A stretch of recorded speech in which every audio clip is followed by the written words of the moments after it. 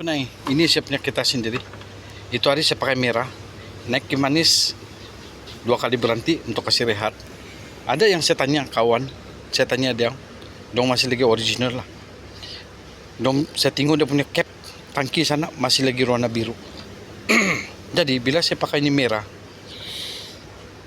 predator coolant merah tuh, dia kan 2 kali naik temperature.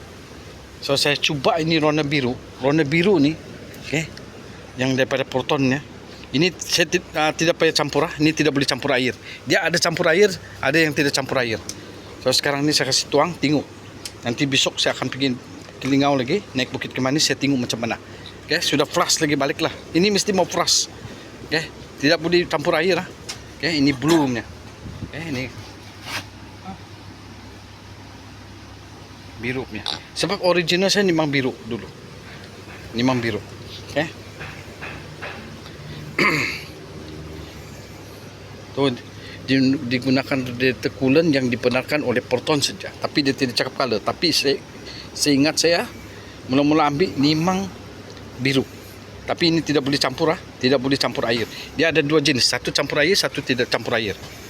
Botol yang sama. Hati-hati tengok. Alright, kita coba